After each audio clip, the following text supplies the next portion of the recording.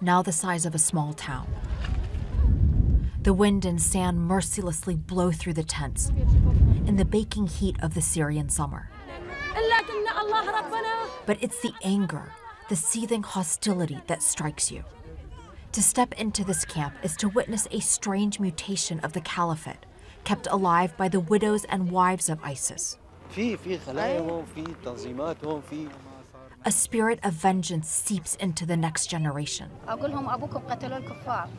Hatred and enmity is magnified by the wretched conditions. See, you think it's a camp, but it's a prison. It's a place in limbo, like no other refugee camp on earth, shunned by the international community. Kurdish forces say this place is a ticking time bomb, an ISIS academy where its brutal ideology is incubating. They don't have the resources to keep control. Many of the women here don't know where their husbands and teenage sons are. They tell us quite openly they're teaching their children to hate the infidels who imprisoned and killed their fathers and brothers. أما إذا السجناء ما طلعوا يزيد الحقد ما حصير أكبر خلية لداعش النساء يعني إذا ما طلعوا من السجناء يعني راح تخبط. The camp's population swelled while ISIS was making its last stand, not far from El Hol. Many of the new arrivals had direct ties to ISIS. They were organized and quickly established their version of the moral police, terrorizing those who refused to wear the full veil. Beneath the black uniformity, some women want nothing more than to leave. I don't care if it's the Kurds or even the Americans who control my town, this woman pleads. But there is no reintegration program. This is an open-air prison. What do you want? I want to go home. I'm scared from us. Should I be? I'm just asking. A lot of people, that's why they're talking in our countries, because they're scared to take us back. If they gave you an option, let's say, of creating another caliphate for you. No. No. You're done. A lot of women, they think the same. But few countries are repatriating their nationals. The living conditions are horrendous. It's filthy. There's little access to medical care. Clean water is scarce. Food is rationed. A Telegram chat group has turned this place into a cause for ISIS, referring to it as the El Hol death camp, alleging atrocities by the pig enemies of Islam. There is a lot of propaganda here, a lot of promoting of the ISIS ideology, but then they're also using this platform to send messages. It's where they posted this video, the ISIS flag being raised inside the camp. That happened here, in a part of the camp for Syrians. It's a reaction to the psychological pressure on us, one woman says. They should know that more can be done than the raising of a flag. And more has been done. Foreign women here are no longer allowed to leave their annex and go to the market after 2 incidents when Kurdish guards were stabbed. The more radicalized women threaten and terrorize those less devoted to ISIS. One woman says her tent was burnt down. Another, that she's so afraid of being stabbed, she barely sleeps at night.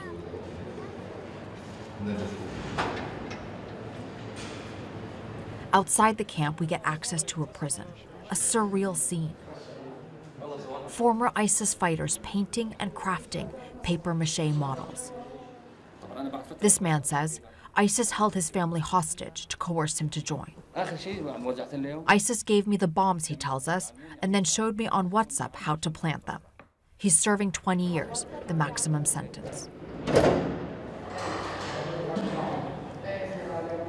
In the crowded cell, some men say they never supported ISIS.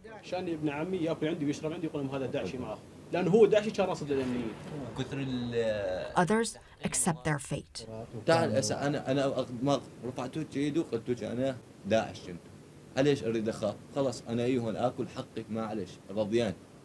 The Kurds are doing their best to separate the true believers from the rest. In this rehabilitation center, there are scores of teenage boys. This 15-year-old was an ISIS fighter. His first mission? To plant explosives at a U.S. base. He describes how they were given the bombs, weapons, and suicide vests. We covered everything with the women's black niqab, he says, so the jets in the sky would not target us. The operation failed and he ended up in prison. But even there, ISIS ruled, he says. But at the rehab center, things are different. I've left ISIS behind, he tells us. It was a mistake. I learned from it. But the center barely reaches a fraction of the children indoctrinated. There just aren't enough resources. If the situation stays like this and nations don't help, ISIS will come back. Musab Khalaf, an administrator here, tells us. We hear about it, the sleeper cells. They take advantage of the children trying to recruit them. And the children are so vulnerable. They know nothing but conflict, destruction, and grief.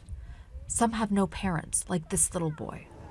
He's just visiting his friends here. His tent is somewhere else, and he says that his mom was killed, his dad has been detained, and it's just him and his siblings, the oldest of which is 16. Children pay the price for the sins of their parents, but in turn are preyed upon. There's only so much Kurdish officials can do to contain the situation, and there is a shocking lack of international involvement here. The place is forgotten, the legacy of yesterday's war. And that makes it uniquely dangerous, because if allowed to fester, the sprawling camp contains the seeds of the next war and ISIS's revenge generation. Arwa Damon, CNN, Al Hol Camp, Syria.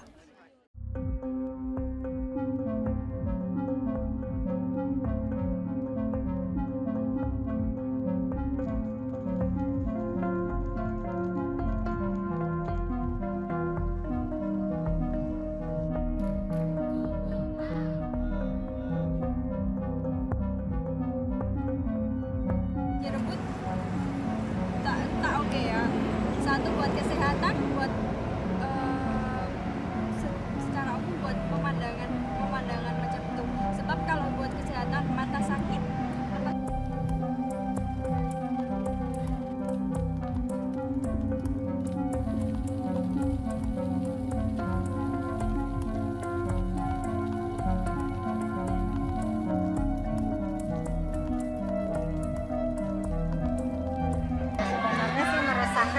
Karena sudah di atas rata-rata yang diharamkan dari